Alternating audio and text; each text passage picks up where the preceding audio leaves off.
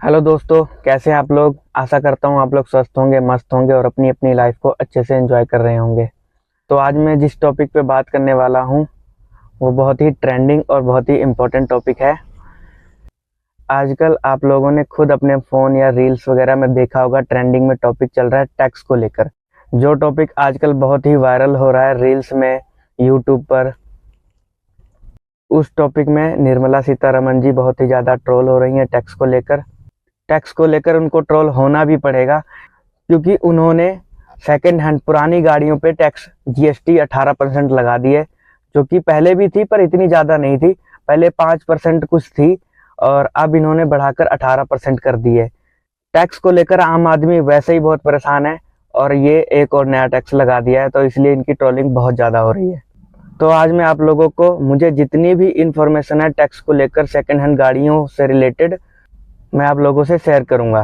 तो एग्जाम्पल को लेकर मान लो, अगर आज से 10 साल पहले किसी आदमी ने 6 लाख रुपए की गाड़ी खरीदी होगी और आज 10 साल बाद वो अपनी गाड़ी 1 लाख रुपए की बेच रहा है, तो 5 लाख रुपए वो पहले ही घाटे में बेच रहा है। अगर उस पर 18% जीएसटी लगा देंगे तो अराउंड 90,000 की तो उसकी जीएसटी हो जाएगी, तो 90,000 रुपए और उसको लॉस हो जाएंगे।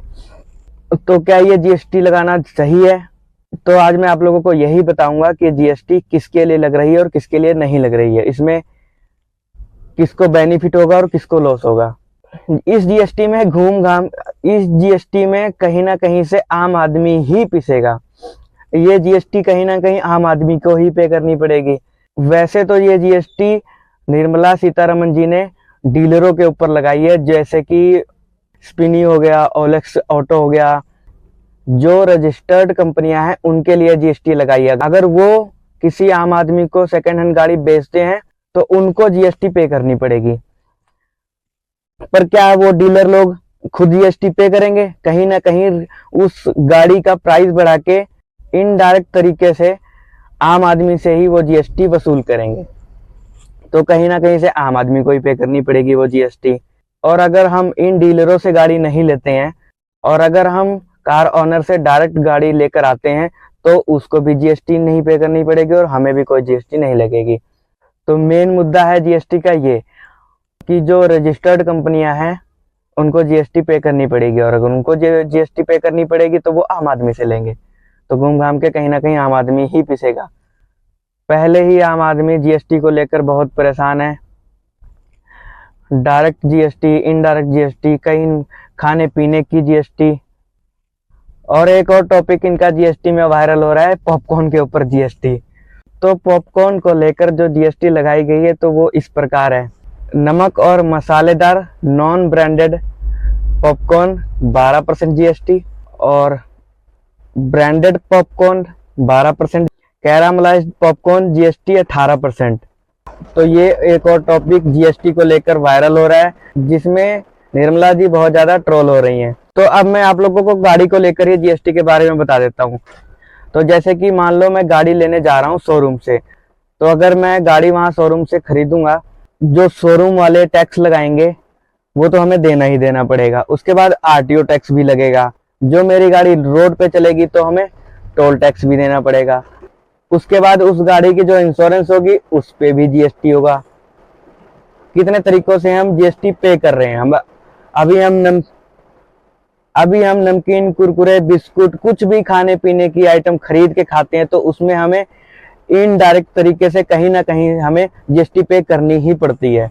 तो हम इतनी तरीके से जीएसटी पे कर रहे हैं, हमें खुद को नहीं पता कहाँ कहाँ से जीएसटी पे हो रही है। महंगाई इतनी बढ़ती जा रही है, महंगाई इधर 10% होता जा रहा है, सैलरी हमारी बढ़ती नहीं, और जो सैलरी हमें मिलती है उसमें हम कितना बचाएं और कितनी जीएसटी पे करें। हर चीज में तो जीएसटी है। जो जीएसटी हम लोग पे कर रहे हैं उसमें कहीं ना कहीं मिडिल क्लास और लोअर क्लास के आदमी ही ज्यादा परेशान होते हैं, क्योंकि उनकी सैलरी लिमिटेड होती है और टैक्सेस ज्यादा होते हैं। तो उसमें से वो कितना खाएंगे, कितना बचाएंगे। तो जितनी सैलरी होती है घूम घाम के सारा इक्वल होके खत्म हो जाता है, सारा टैक्स के थ्रू सब चला जाता है, तो बचता आखिरी में कुछ नहीं है।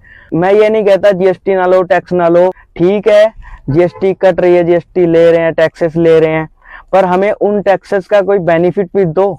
जैसे हमारा अब टोल टैक्स लिया जाता है, टोल टैक्स लेते तो इतना है पर हमें रोड नहीं मिलती चलने के लिए ठीक। रोडों में इतने ज्यादा खड्डे होते हैं, इतनी ज्यादा टूटी फूटी सड़कें होती हैं, तो आदमी हरासमेंट कहाँ निकाले जाके अपनी। और कुछ इससे ज्यादा मैं कहना नहीं चाहूंगा।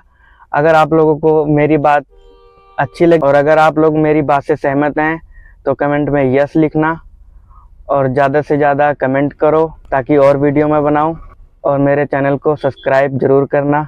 तब तक के लिए टाटा बाय बाय, मिलते हैं नेक्स्ट वीडियो में। आप लोग स्वस्थ रहें, मस्त रहें और अपनी अपनी फैमिली के साथ अच्छे से अपनी लाइफ को एंजॉय करें। अपने फैमिली का, अपने माँ बाप का, अपने दोस्तों का ध्यान रखें।